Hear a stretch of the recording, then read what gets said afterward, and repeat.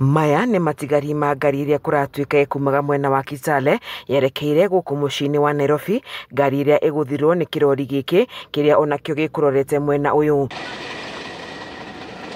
Kĩrori gĩkĩ ndereba agire mwerekera barabara-inĩ ya Eldoret gũka Naikuru itũra-inĩ rĩa Migana kũgũtha ngari ĩno ya ũkui wa mũingĩ na gũcũngĩrĩria ikuũ cia andũ 13. Ilikuwa siku ya huzuni leo wakati tumepata ajali ambaye imehusisha lori na Nissan ambaye ilikuwa na Kitale Shuttle.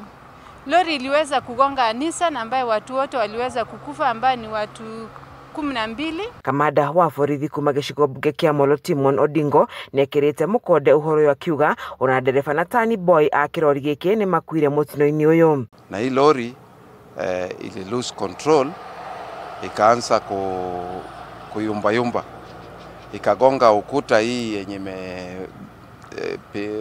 imepasua barabara katikati, ikagonga hizo ukuta 20. Baada ya kugonga ukuta ilifuata hiyo matatu nini yake ikatoka hiyo container.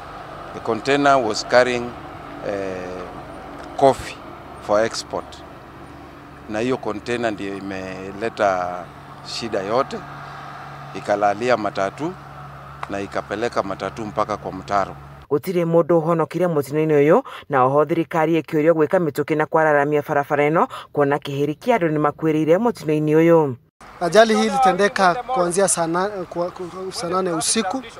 Tumeweza kujaribu kutuwezavyo kuweza kuokoa tuone kama kuna manusura, lakini hakuna manusura wote ambao tuweza kuwapata. Wote waliweza kufariki. Ngĩribotera ceceni ya Kameme TV kuma kaunti-inĩ ya Naikuru, njĩtagwo Wanjeri wa Kariuki.